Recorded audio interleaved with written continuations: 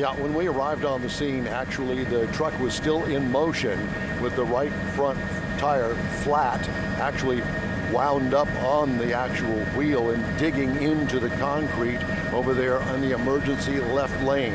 And as you can see, the wheel, the drive wheel on the tractor is still running.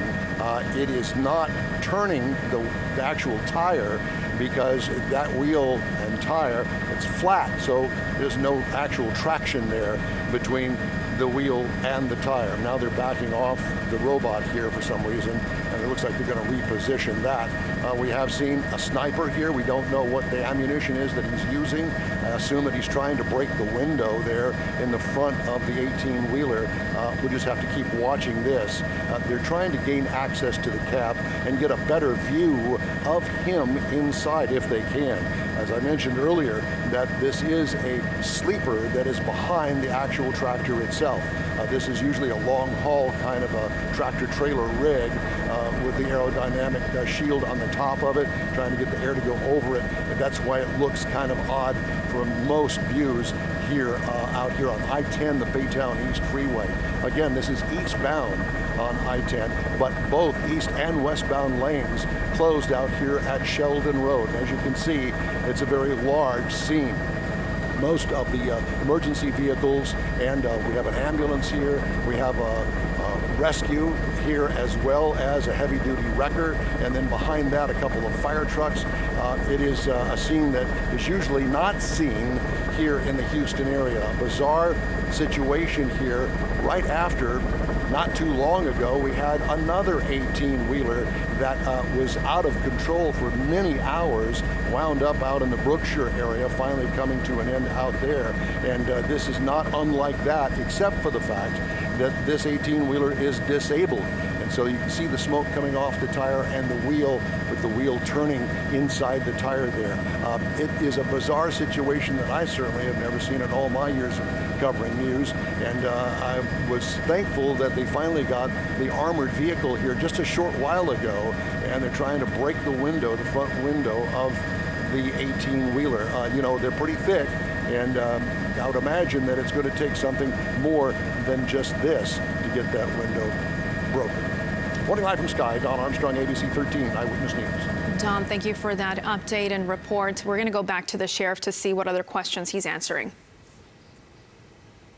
Scene itself, and then also make sure that the bystanders, the spectators, are also at a safe distance. The westbound lane still shut down? Both sides, eastbound and westbound. And Sheriff, we're live right now. Can you talk to us once again about the traffic implications this has in the area? Yes, at this point we're asking all commuters. We know that thankfully it is kind of around the holidays, so there's less traffic on the roadways, but nonetheless, we know it's a busy corridor that leads folks out of the greater Houston area into Baytown and beyond.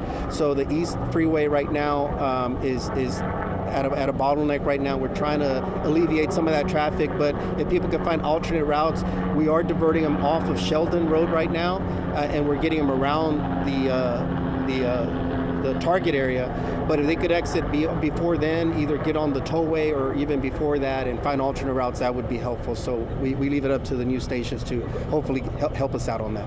Rapidito, porque nosotros sabemos en nuestra comunidad, hemos visto estos camiones utilizados para transportar inmigrantes. En estos momentos, ¿ustedes piensan que hay personas allá adentro? No pensamos que hay, nomás digo que the sheriff continues to answer these questions in Spanish. I am joined now by my colleague Nick Notario here at the ABC desk. And so, Nick, you have been updating our viewers on the 24/7 live streaming channel 2 for quite some time. This has taken quite a turn now.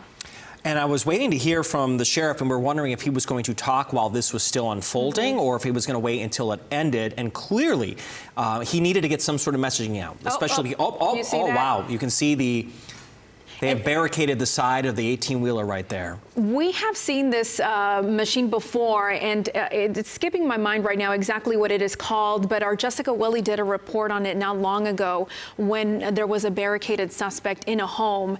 So now they're using this exact same device to And it looked like they just dropped in some sort of tear gas. You can see it right there, deploying from the vehicle. You saw them toss that into the cab of the truck there.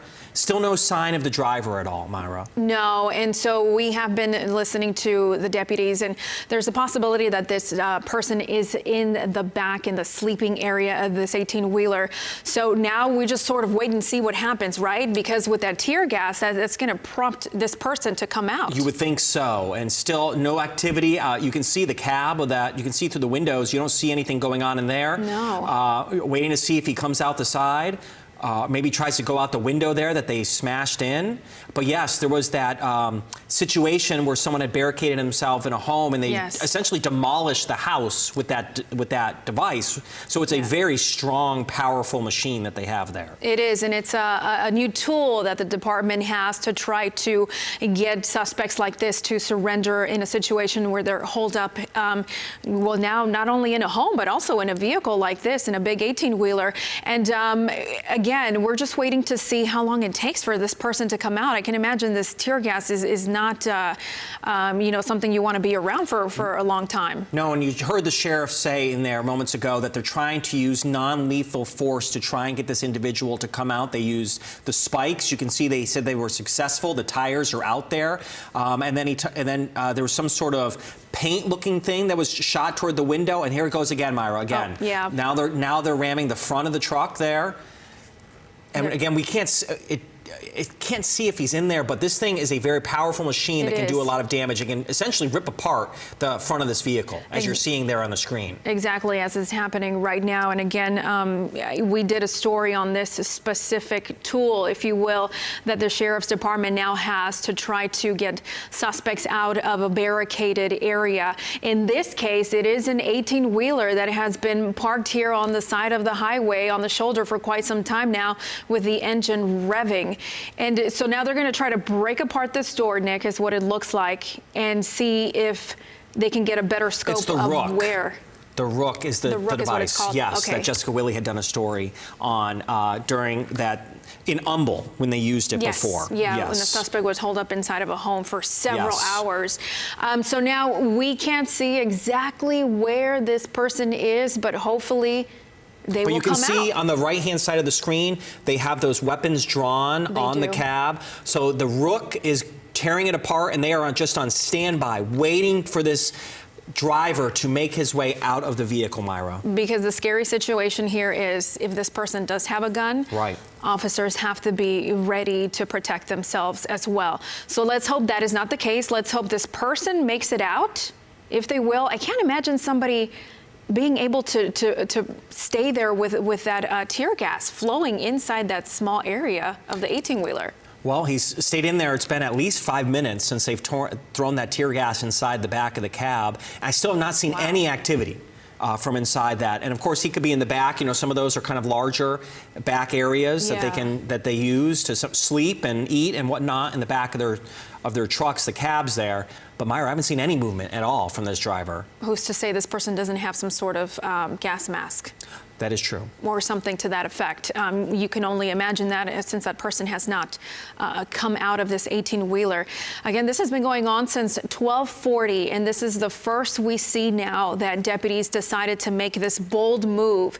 We saw the Rook, which is what it's called. We did a story on it, or Jessica Willey. So if you want to learn more about it, it is on abc13.com. But this huge, heavy piece of machinery is strong enough to break into something like this and just sort of tear it apart to try to get a person that is holed up in whatever situation may be. We last saw it used on a home. This time we're now seeing it used here in this 18-wheeler. And I don't see the Rook anymore, Myra, so they've moved it away. So obviously they've done enough damage, they feel, at this point. And there's still smoke from that tear gas that they dropped in, but you know, that cab is not very big. It's not. And he's breathing that in, you would have to imagine, at this point. And so they're hoping that is going to do enough to get him out, but I still don't see any movement of him moving outside. You see the robot there off to the side. So that robot has a camera that gives deputies and law enforcement a good vantage point, another set of eyes, if you will, to see inside of a situation and see just what they're dealing with. But I'm just sort of taken aback with all of this. Just when you think you have seen it all. Well, something else happens here. And we have, you're exactly right. And, you know, not just us in awe here in the studio watching this, but Giovanni is live on the ground as this is all unfolding. He was just talking to Sheriff Ed Gonzalez. And Giovanni, if you can hear us, what are you seeing and hearing? I know that you are just feet from where this is all unfolding. Like you had both just mentioned, this is still very much an active and fluid scene. We just saw those doors get ripped off of the truck. We've seen officers and deputies throw tear gas into the truck. We don't know how many people are in there. We don't know what it was carrying at this point. So right now they have crisis negotiators on scene, he says, trying to get this man to come out of the truck. But once again, still a very active scene with some major traffic implications. That's one of the things that Sheriff Ed Gonzalez stressed. You have a major interstate closed right here with a driver that is refusing to get out of that 18-wheeler that led deputies on this low-speed pursuit. Once again, if you look right behind me, you could see that we're looking at this from a ground view. We saw that Sky video from earlier where those doors were being ripped off. But once again, just to reiterate, this is still a very active and fluid scene. We don't know if the driver has any weapons. We don't know his current status, what he's doing inside of that cab, but that's one of the concerns that deputies have is, you know, this is a very highly populated area. The truck is on a major interstate. They want to be careful with what they're doing, and they want to make sure that everyone is safe. So once again, they have crisis negotiators on scene trying to get this man to comply, but still unclear how they will be able to do that. Yeah, thank you so much for that, Giovanni. And as we see the replay of this Rook tear down a portion of this 18-wheeler, just want to give you an idea of what this machinery is and does. Again, we did a story not long ago back when a suspect was holed up in a home in Humble. So this is 7 feet tall. It is twice the weight of a pickup truck with bulletproof glass and metal. And again, the Sheriff's Department saying that it has become an integral part of the tactical response unit at the Harris County Sheriff's Office. And as we can see, it is quite the tool that is definitely helping them try to bring this to a peaceful end. But now, Nick, we're just talking and looking at these images and just growing a little bit concerned because this person has not come out at all. So it really just has us questioning what is happening or what has happened to this person. Well, I don't see any more tear gas flowing out of the cab either. So that whole canister, you have to imagine, has already been dispersed. And now you have to wonder what's next. So I don't see the Rook there anymore. You still see that that robot device still sitting there. You see law enforcement perched right there on their tactical vehicle. But that Rook, you have to wonder how much more damage it can do to try and help them get in. But if the suspect doesn't come out, what's next? And so that's what we're waiting on. Obviously, we all hope for a safe way that this all comes to an end. For sure. But there is some reason why this driver is not coming out of the truck, Myra. We were listening to the sheriff earlier when he had the press conference, and he says, listen, we just don't really know the mental state of this person. So because we don't know that, we have to approach it very cautiously. They have to be strategic in everything that they do. And they train for this, right? They train for these situations to see how they can best end this in a good way. And it's just a wait and see situation. So now the question is, are the officers going to slowly start approaching and making their way closer with guns drawn, or are they just going to give it more time to see if this person does emerge? And Myra, while this all plays out, keep in mind on the East Texas Freeway, both lanes are shut down there in Sheldon. And you can see the Rook coming back in. I believe this is a live look. And so we're going to stay on this. I know that we've got Elisa Rivas standing by with traffic, but let's go ahead and stay on this as the Rook is going in yet again. Again, this is a 7-foot vehicle that can do some powerful damage, as we've seen rip apart a home in Humble just a few months ago. Now it is taking apart piece by piece this 18-wheeler. Already smashed in that back window. Now this passenger side door, as we're just watching, Myra, to see, you have to wonder what else can this device do, and what are they trying to accomplish at this point? I would imagine they're probably trying to break apart as much as they can that side portion of it. Yeah. Oh, you see, that's the driver. Oh, there he is. That's the driver. So that person is behind the wheel now. Yes. There. It's just calmly. calmly just sitting there as this huge rook breaks apart the side door. And I think his foot's on the gas because the tire continues to spin. Goodness. So he's got his foot on the gas, calmly sitting there while this ginormous machine is ripping apart the truck on the passenger side, and he's seated right there on the driver's side, Myra. Oh my Just gosh. calmly like he's driving down the East Tex Freeway. That's just the all engine. unfolding. Revving the engine. You know, here we thought maybe this person is in the back.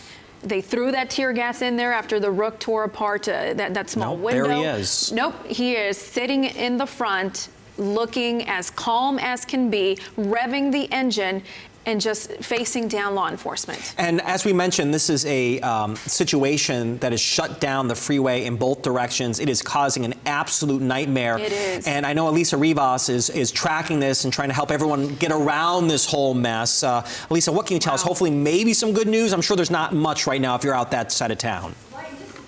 When we covered a previous story, there was a man, the suspect grabbed onto the end of the rook in that previous story, and he was actually scooted off of a second floor to evacuate that building. So there's nothing to say that perhaps we won't see the same thing in this instance, the suspect grabbing onto the end to be brought off of the cab of the truck. So we'll continue to follow what's happening here, staying with these images. We do want to let you know that if you're coming in toward the city of Houston, the backups are to spur 330 as the interstate is shut down. And we think of our drivers as, you know, here in the Houston area, but I-10 is nation coast to coast. So you have 18-wheelers, you have people traveling for the holiday, trying to get home or get to a destination. So it's not just our local traffic, it's nationwide traffic using the I-10 corridor. So go ahead and get off at spur 330, excuse me. Check your route if you're in the Baytown area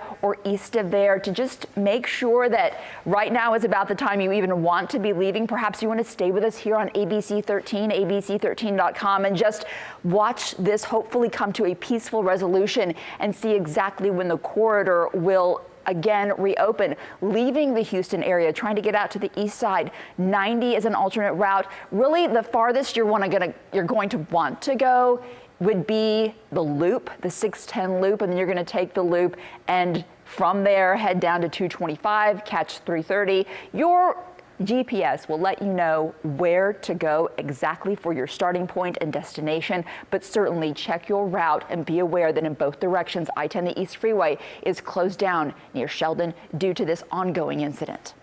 Thank you, Elisa. And it seems like it might go on still for a while. So the folks that are stuck in the thick of this traffic mess won't be going anywhere anytime soon.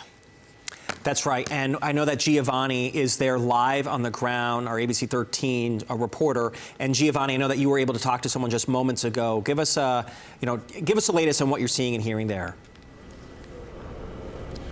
Yeah, Nick, so once again, we just saw those images of the rook once again ripping those doors off of the passenger side. You saw that driver in the 18-wheeler, the cab, revving the engine. That's one of the things Sheriff Ed Gonzalez said he was still doing.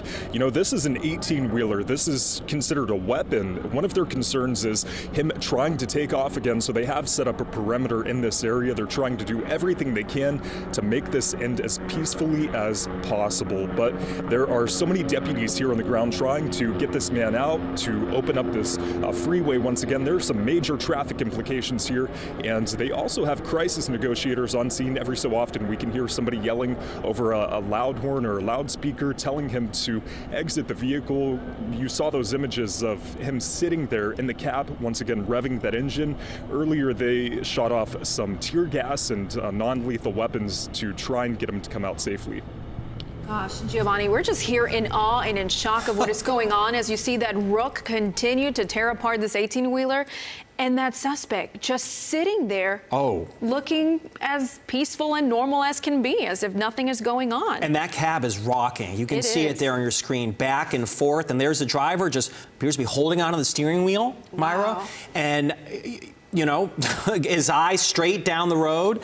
And as they continue to use that rook to shake that vehicle, that cab repeatedly now, and we were wondering, okay, wow, they've destroyed half of it. What are they going to do next with this machinery? And now you can see that the cab is just rocking back and forth as they are trying to get the suspect to come out of the vehicle. And now you can see they're smashing more of it apart, and he continues to just sit there. And so we know that this rook, it has an armored platform that can position officers safely within feet of a suspect. So again, this is just a great tool to have to safely end a situation like this. And again, just dumbfounded at what is happening right now, because this person doesn't seem to want to give up or get out or surrender in any way, shape, or form, Nick.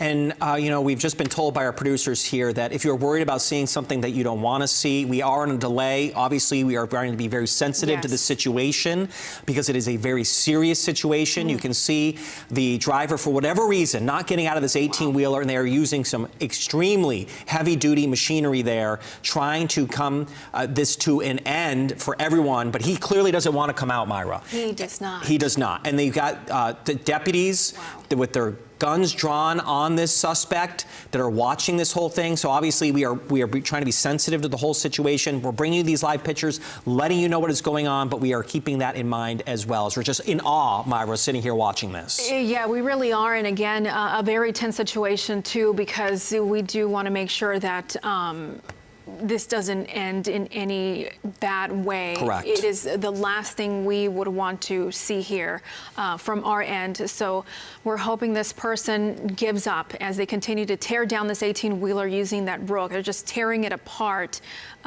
piece by piece.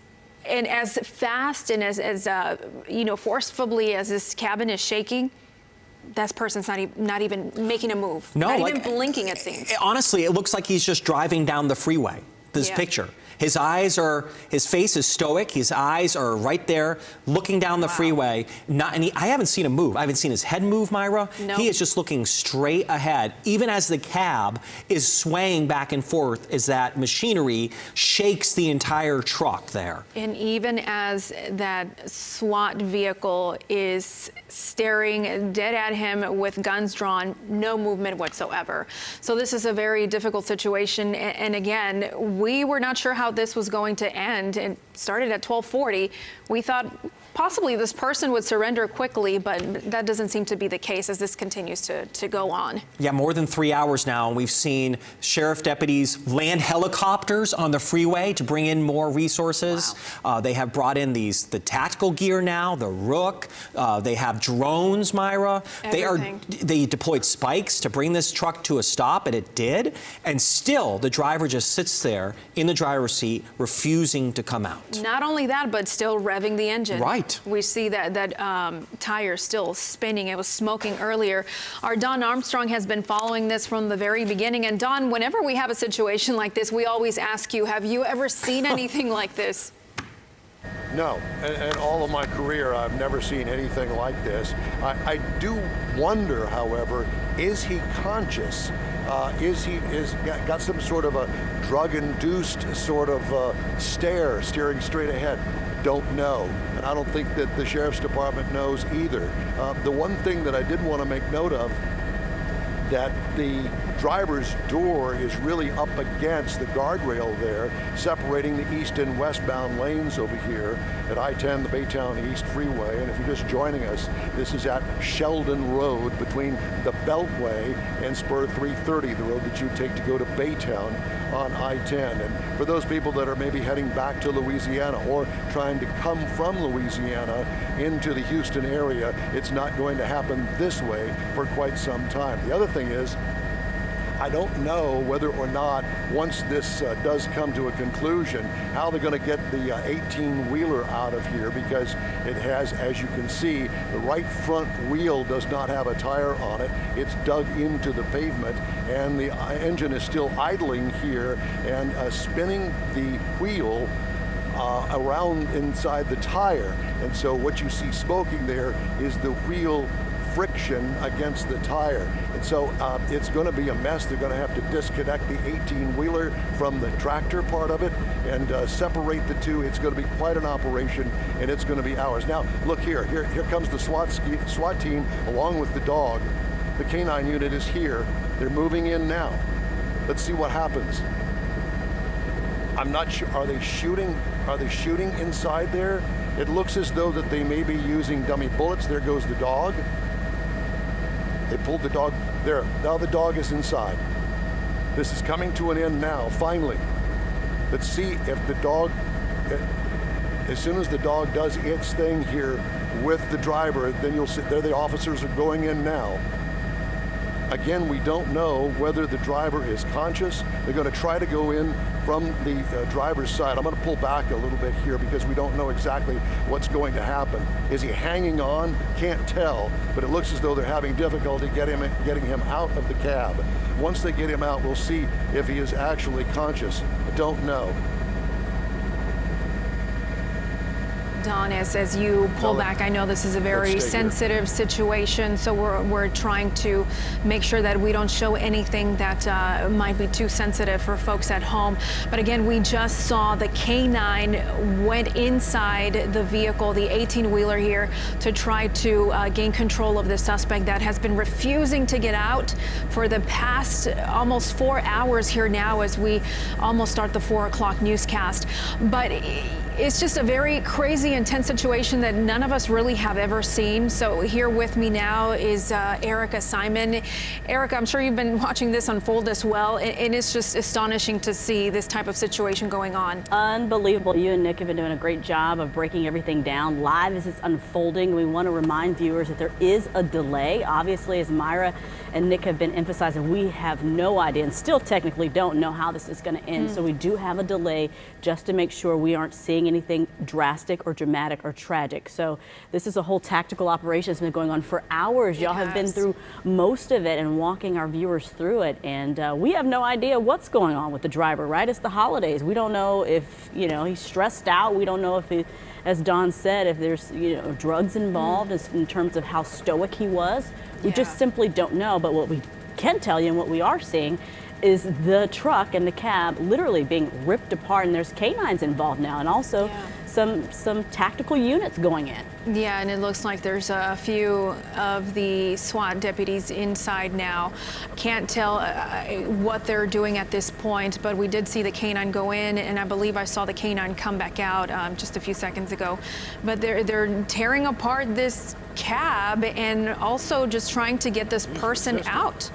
Don, were you saying something? Were you able to see what they're doing? I was just going to say, it appears as though they're that pulling he is him out. resisting. Oh, goodness. They've now got him on the ground, and he appears to be conscious. Let me pull out just a little bit here while they get this under control. But they have finally got him out, and it appeared as though that he was conscious and holding on, not wanting to get out. I did notice that the canine spent an enormous amount of time in there, which tells me that he was resisting the canine as well. So at least they've got him on the ground and out of the tractor of this 18-wheeler out here on I-10, the Baytown East Freeway. We'll have to see now exactly what happens next. Obviously, they're going to handcuff him if he is conscious, because they don't, and they're going to have to search him as well while he's on the ground. They don't want to keep their safety at first all the time, and so we just have to make sure that everybody is well and safe here. But it looks as though finally, after all these hours, they're bringing this finally to an end out here near Baytown. Yeah, Don, and we appreciate you staying on top of this with us here as we have been watching this situation unfold. But again, we don't know the state of mind that this person is in. I know the sheriff was mentioning that earlier. When you don't know what kind of person you're dealing with, you have to be extremely careful. But we saw this person sitting there behind the wheel, just a blank stare, really, just staring back at deputies in front of that SWAT vehicle. But now we see that they're about to take this person out, and I'm sure to a hospital to get checked out. And it looks like, from our vantage, it looks like he's shirtless. His face looks very red. We don't know if those are wounds from the canine, but he appears shirtless. He's limping, probably was bitten on the leg if the canine officer was in there for quite a bit. Again, very bizarre, you know, that he was sitting there the whole time while it's rocking and all of these strategies were being used. But of course, law enforcement, they're the best at what they do in our area, so they're going to get to the bottom of this. They're going to question him. They're going to presumably get him cleaned up, get him some medical treatment, and we'll get some answers shortly. But for now, we know that this has come to an end where at least this man is alive. We see him walking around. And again, we don't know what situation he may be dealing with, so we appreciate you guys for joining us here on Eyewitness News at 4 o'clock as we start this hour with this very tense situation that we have been following for quite some time now. And we just saw the end of this situation where a suspect was barricaded inside this 18-wheeler that started as a slow chase at 12:40. It was a 5-mile-per-hour chase, according to the sheriff. And the person did not want to come out, was barricaded for several hours up until now. We saw these deputies approaching, even a canine. Yeah, this is 3 hours now, roughly, that it took for all of this to come to a conclusion. And mind you, again, this is I-10. This is not a little back road. This is a nationwide interstate that is heavily traveled any day of the week, let alone during the holidays. So of course we know a lot of people are at a standstill, been waiting to figure out what's going on. And thankfully, you know, Sky 13 and our technology, we've been able to get that bird's eye view and see right on top of it the whole time. But again, the good news is here, no one appears to be hurt in terms of the man. Obviously, he may have been bitten by the canine, but he's alive, and we don't think any deputies or any of the SWAT officers were hurt. So we'll have to just let this kind of iron out because it's still pretty early in terms of them getting him down and getting him in handcuffs. And our Giovanni Ligi has been on the ground monitoring the situation. Any other update, Giovanni, or how is that area feeling to you now with deputies around and possibly some onlookers? Do we have Giovanni? There he is. Is currently closed. There are some major traffic implications here at play with Interstate 10 being closed in both directions. We just saw that driver get pulled out. This entire time it's unclear what his mental state was, but deputies were trying everything they could to get him out. You know, this is an 18-wheeler. This is something that could be used as a weapon, something that is incredibly dangerous. We spoke to Sheriff Ed Gonzalez earlier. He told us that this started as just a normal traffic hazard. This was a truck that was stopped in the middle of the road. They came up to it and he took off at a very low rate of speed. And once again, our Sky 13 has been above the scene for several hours now, showing you those images of the doors being ripped off, the driver eventually being pulled out. And once again, deputies just tried to do everything they could to make this end as peacefully as possible. We try different things. We always try to just kind of use the less force as necessary. I did mention that we did successfully spike the wheels, the tires, a couple of times, and then also I think less lethal type of weapon was utilized to try to see if we could just gain compliance and get the issue resolved quicker, but that was unsuccessful. And once again, some major traffic implications here at play. That 18-wheeler is still on the highway. We have a wrecker that's about to come by right now. It appears that he's going to go there, try and pull that truck off of the road, but there's still all of those debris in the area on the road. Still unclear what the suspect, the driver, how he's doing. And once again, it's still unclear what will happen going forward. You know, this once again is a major highway that is closed. I'm going to step out of the way so that way the wrecker can get through. But there are just so many questions that we're still trying to figure out and ask, and eventually bring to you those answers, guys.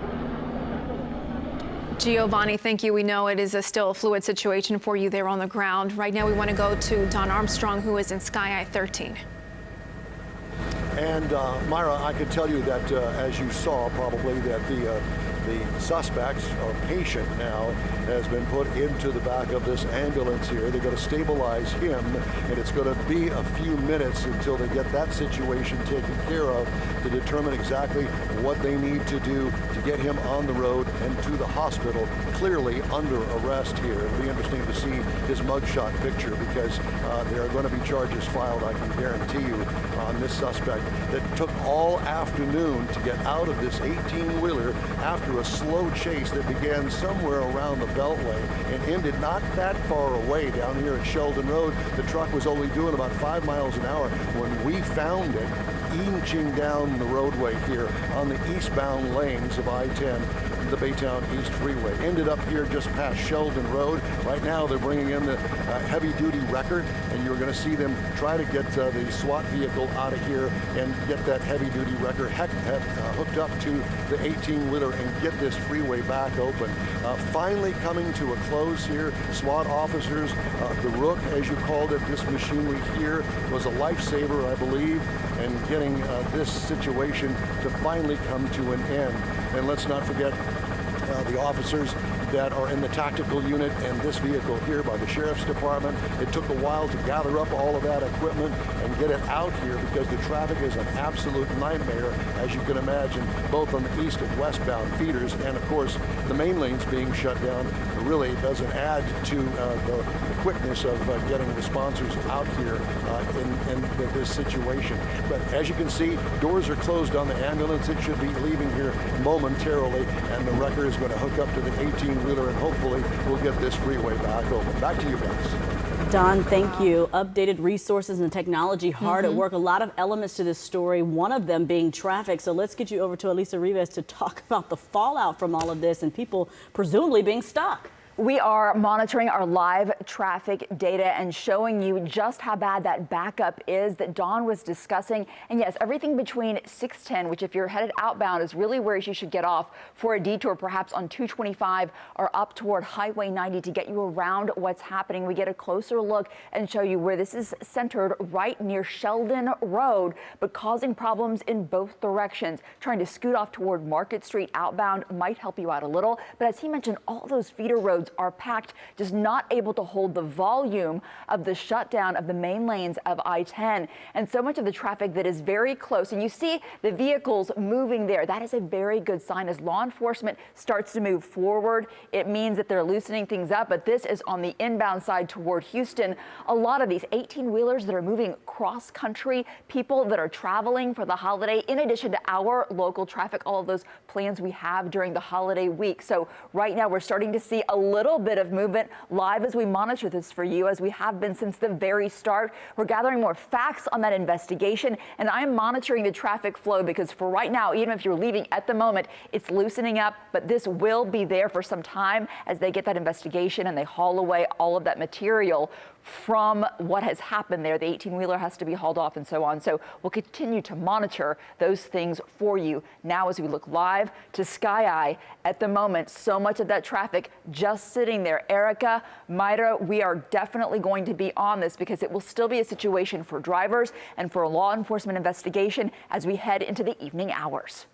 Yeah, Lisa, and I was just telling Erica, the people that are stuck in the thick of this have been there for well over 3 hours now, and it's going to take some time for this traffic to flow back to normal. Yeah, mind you, because you can't really just veer off, or at least everybody can't, and get out of that long line. So only thing you can do is stay in your car. So this is going to be slow going for a lot of people for a long time. And Sky giving us a view of the roadways there, and hopefully things will thin out sooner than later. But of course, it's going to take some while to get a lot of that debris off the road. There's a lot of glass, a lot of parts of the 18-wheeler there on the ground. So that part's going to take a while to clean up. And so this is something that could go on for at least another hour or two, we're guessing, at least. So we, of course, we'll keep you posted on the latest developments of that. We're developing all of the things behind the scenes and everything live right now. And Erica, the good thing that we're seeing right now, the other side of the highway, the traffic is finally flowing. I know it was stopped on both directions, but now folks are able to make their way down the East Freeway here.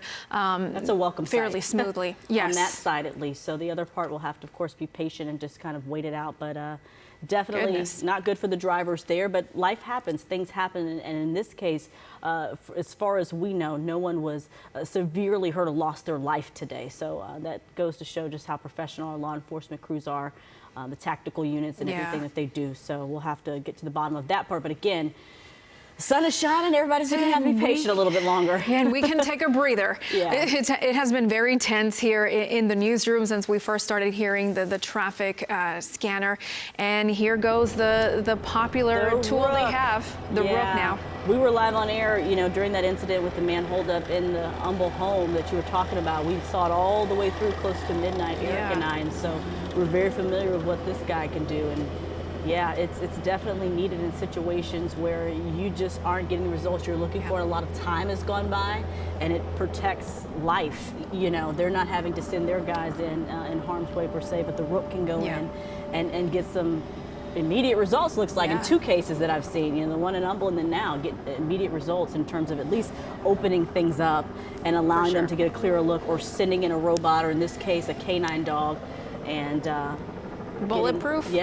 Bulletproof, a heavy piece of machinery that has proven 2 times now, live on air, that it is a great tool for this department to have to protect themselves and to bring a tense situation like the one that we just saw to a peaceful end. Took hours, but obviously that's why we have leaders and people in charge who make these decisions. The law enforcement, they took their time, they got the machinery in place. It took some time probably with the traffic backup, but they made what looks like the right call, because again, they were able to get this man out alive and figure out what's going on with him. And it doesn't appear that any deputies or SWAT officers are hurt either. So for them, that would be... Yeah. And now I'm wondering, I doubt if we ever saw the license plate of this 18-wheeler, wondering if this is a Texas vehicle here. I know the last situation, the last 18-wheeler chase we had was a man out of Florida. It just makes you wonder, too, if this is local. Can't really see. And also, our producer Laura just told us they were waiting on a possible news conference as well, but with updated information. We know it's happening in just a minute. We're kind of standing by, waiting for that. Of course, we'll bring it to you as soon as it starts. But you see that American flag kind of draped on the side of the cab there. And you're right. Usually they do say kind of where it's from on the side, or we'll see a license plate. Nothing's really obvious right now, but we'll have to see, because this is an interstate. Of course, it could have came from anywhere. And we'll find out soon enough all of the details, and we'll see who this person is. And it will be interesting to see, as Dawn was saying, the mugshot of this person that was behind the wheel and refusing to come out. Again, we're monitoring this news conference that's about to start here soon. We will take a break, and we will see you on the other side of it.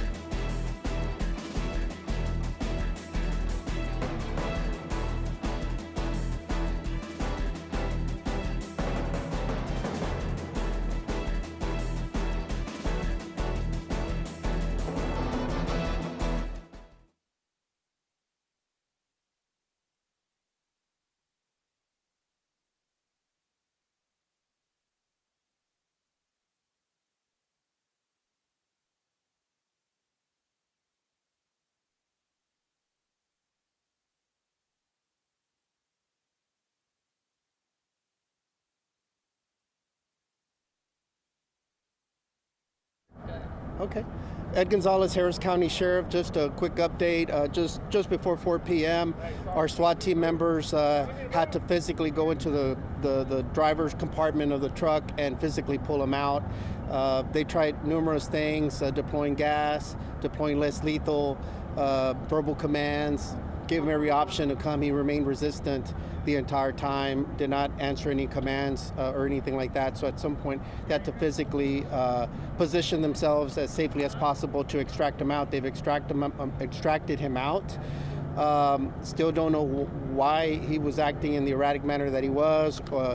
It does appear to be some heavy impairment, but you know, I'll let them kind of make those determinations there. Just from the naked eye, that's what it appears to me. The back of the container truck is empty. They're going to pull the truck off right now so they could inspect it a little bit further, but there's nothing inside the container itself, and that's the information that we have right now. Lo tuvimos que sacar físicamente porque el tipo no quiso obedecer ninguna orden. Todas las estrategias que intentamos no tuvieron efecto, entonces lo tuvimos que sacar. Checamos la camioneta, la traila no.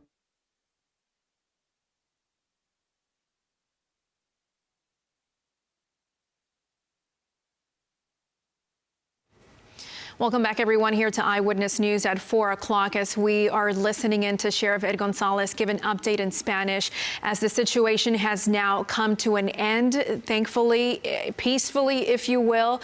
But he was mentioning during the break that they had to physically pull him out. Let's listen in now. No hemos encontrado armas, vamos a sacar la traila para inspectarlo un poco mejor. The question was asked if there were any weapons, none that we know of immediately. We're going to pull the trailer off to a more safe location so we could inspect it more fully and determine what we have or what we're dealing with. It did kind of look like he had blood on his face and neck when he was arrested. Was he hit by those non-lethals or possibly the canine got him? I'm not sure. We did have to move a canine in there. They did have to physically remove him out. He was holding on. It appeared that he was still in a driving motion, still revving up the engine, appearing like he was driving. So, but just had to get him out physically. And so I don't know what injuries he may have sustained, if those were self-inflicted or from the less lethal that may have struck him, or from some of the physical contact that they may have had with him, or from the dog itself.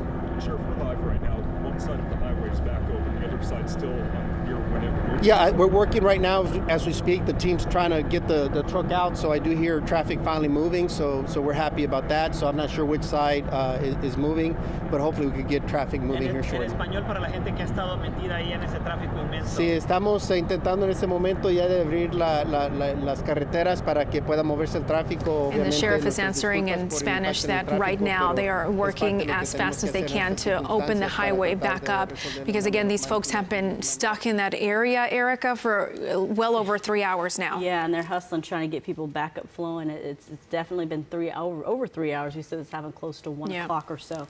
But it sounded like our Jessica Willie was asking how he got in that condition with his face. Looked like it was dripping blood. Sorry for the details, but he looked pretty messed up. He did. And so obviously they'll have to work that out, and he's getting treatment as we speak. We saw him getting taken off into a stretcher, and we believe he was in the back of that ambulance getting treatment. But Sheriff Gonzalez was saying he didn't know if that was from the dog or one of the projectiles. Let's get you back in on the news conference. Exactamente. No pude ver, tenía sangre, no sé si eso parece ser o hispano o un anglosajón.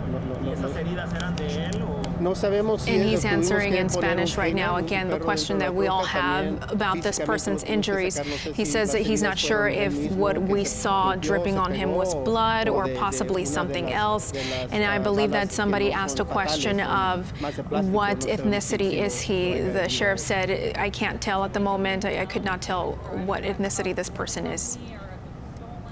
Not sure. No, we haven't confirmed that at this point. We wanted to obviously just resolve this as quickly as possible, and all those questions will be answered now, and who he is and what happened and what led to this. ¿Qué puede enfrentar una persona que haga este tipo de? Pues depende, no sé And de qué está now huyendo, somebody no sé asking si him tenga antecedentes, what no sé would si era lead una someone persona to que do a lo mejor something está like this. The buscándolo, sheriff por alguna cosa, answering.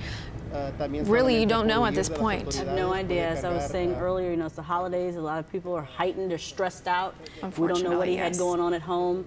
Don was saying with the way he appeared stoic, you know, from our vantage point, it looked like he possibly could have been, you know, drug induced. I know the sheriff said that too, that possibly intoxicated, that he appeared to be. So we don't know what led to that. We don't know what pushed him to the edge to presumably risk it all, because that's kind of what was happening. It could have gone either way. Thankfully, it ended peacefully, or as peaceful as it could. His life was not lost, and no one else appears to have any serious injuries. So it's a best of a scenario as you can get, and we'll hopefully get some answers once he's able to be up and about. Let's listen back in. Because every scene is a different component. This one, it was like an 18-wheeler. You know, but we've had things anywhere from bridges over the Port of Houston to vehicles to residences. So they try to prepare as much as they can with all types of things. Y'all may have seen the Rook pass through here, or equipment that's been very valuable and successful many times. So it's a combination of a lot of things. And again, like I said earlier, you know, I trust our team to make sound decisions, as they did once again under difficult circumstances. And so it was a very challenging scene, especially because he continued to resist even with deployment of gas. You know, most times, most people with that, it's pretty toxic. They're going to come out pretty quickly. Didn't seem to faze him. And this is an 18-wheeler. This is something that can be used as a weapon. Yes, absolutely. Yeah, it's a very powerful vehicle. If he was behind the wheel and revving that engine. So, however, it came to this. I'm glad we were able to intervene, because if he would have remained on the roadway, other people could have been in serious risk had we not tried to contain it as best we could. Again, challenging circumstances. So kudos to all first responders, our deputies, Lieutenant Calhoun and Sergeant Kerry Salas. That was the first one on the scene. Great job by them and our SWAT team as well. And we obviously thank the business as well. We know that they were impacted, especially those along the feeder. Sheriff, we just got here a little bit. Can you brief us a little bit on what took place? Sure. Any quick follow, just closing Sheriff, questions, so then I'll move to another. Earlier I know I asked you, had this driver acknowledge anything because you guys use different tactics, Yeah. talking in English, talking in Spanish. When you finally got that driver outside, did they say anything, acknowledge? He's remained unresponsive the whole time, didn't answer to commands. That's what I'm saying. Just at a, from the naked eye, it appears to be some level of impairment. We just don't know. We don't know what the issue is, but never really responded. We gave him multiple commands and spoke to him to no avail. And real quick, if you could just speak to the manpower that's out here, what agencies assisted? Yeah, no, we also are working closely with our Precinct 3 constables out here, assisting with traffic mobility. Obviously, the patrol deputies are out here. We have SWAT in place. We have K9. We had a wide array of personnel out here at the scene. So at approximately 1 p.m., one of our units spotted a vehicle that appeared to be parked in the middle of the main lanes outbound along Freeport at the East Freeway. At that time, didn't know quite what he had. It could have been just a medical emergency of some kind, or what we often refer to as a traffic hazard, just blocking the roadway, impacting traffic. When he turned on his overheads, the vehicle, the truck, the driver proceeded to drive forward. Didn't go at a high rate of speed, continued forward, and then when he started doing some evasive action, changing multiple lanes, of swerving in and out of different lanes, the alert, just safety risk went up higher. They did try to deploy some spikes. They were successful, immobilizing at least two of the tires, but the driver continued moving forward. Eventually came to a rest here just east of Sheldon on the outbound main lanes. We attempted numerous things, from less lethal weapon to eventually smoke, K9, verbal commands, negotiation, to no avail. He appeared to be behind the wheel, just appearing to be in a glaze, just revving the truck like if he was still driving. And we were concerned that he would perhaps eventually go forward and continue to wreak more havoc or put more people at risk. So we had a very challenging situation, because we could potentially have a moving situation along the roadway. So eventually we're able to be successful in gaining entry into the cab and eventually physically pulling him out. So at about 4 o'clock it was finally resolved, and that's what we have right now. Now we'll kind of determine from the aftermath what led to all this. Do you have an ID on this? Not yet.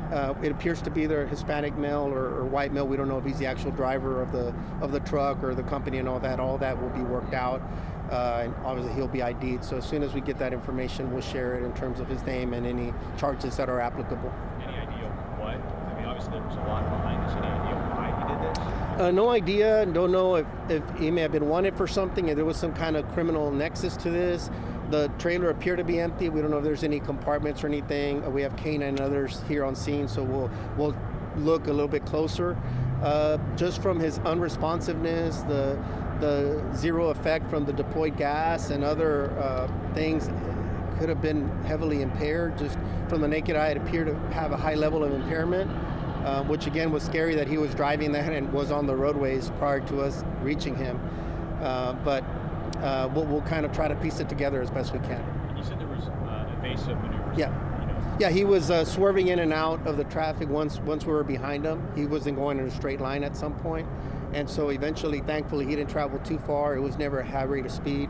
And he was a straight shot all the way down, and eventually came to a stop here, I guess, after the spikes took effect on the tires, and he finally came to a stop. Property or anything like that? No property damage that we know of, other than the vehicle, the truck itself. Okay. Thank you all. Thank you. Thank you. And Sheriff Ed Gonzalez just recapping the entire situation from when they first heard at about 12:40 that they were dealing with some sort of chase suspect. So we do have several pieces of video detailing exactly what the sheriff was talking about. So we want to show them to you and sort of once again recap this entire situation. So here is the first piece of video where you see this very, very slow chase that was happening just after 12:40 today. And then you can see it comes to a stop there on the shoulder. Yeah, that's the East Freeway, kind of started near the Beltway, and as Myra said, very, very slow. But as you can see, law enforcement was staying back. They were precautious the entire time. They didn't know what was going on. They didn't know if this guy was going to come out shooting or rev up, or they didn't know what he was going to do. And so this is the start of it all. You can see his tires were blown on. This is the second phase of it. Yeah, so this is when we see that famous rook that we've been talking about. And Erica, you're very familiar with this device itself. You guys worked on a situation not long ago in Humble, but you can see that this very heavy piece of equipment that the Sheriff's Department has was able to go in and sort of, quote, break into the cab of this 18-wheeler and break apart that door, hoping to try to get that suspect to peacefully walk out himself and surrender, but that was not the case. Yeah, and the rook is a very useful tool because you can see people didn't have to go and try to rip the doors open or go in at first. It allows them to get to this stage, which where they bring the SWAT team in, and then you see the canine officer goes in and makes physical contact, we're guessing, with the man behind the wheel. Yeah, so we saw the canine come out, and then eventually these deputies are literally having to pull him by the legs possibly and get him forcibly out of the 18-wheeler. And this is where we see everything finally come to a sort of peaceful end, and just wondering what kind of state and condition the suspect was in, because we did see what appeared to be blood on his face. Oh yeah, and I mean, it seemed like that, we're guessing it's the dog canine officer, but we just aren't sure. As Sheriff Ed Gonzalez said, we've got to find all that at first. He's got to get some medical treatment. They got to try to talk to him, see if he's even in a state or position to even talk, because he appeared to be in kind of almost like a trance as all these things were happening. He wasn't phased at all. He wasn't moving. It didn't look like he was blinking. He just stayed behind that wheel no matter what was being thrown his way, whether it was gas, whether it was nothing seemed to faze him. But again, he's out of the vehicle, getting treatment, and we'll see what charges he faces, if any, and then who his identity is and what caused this, what led to all of this major backup and all these resources being used. So we, of course, will stay on top of this. We'll continue to monitor this situation on air, online, and all of our platforms, and we'll keep you posted as soon as we get new information. Yes, we see that 18-wheeler finally getting hauled off. The sheriff said they will have to take it to a separate location to continue their investigation. They will be looking inside. They will be looking at the cab. I know some people had questions about, did this person have any sort of weapon or anything with him? They said, we can't tell. That's something that we have to go in there and search and look to see what was inside in the cab there with him. So now finally the situation coming to an end, and we will give you more details later. Indeed. For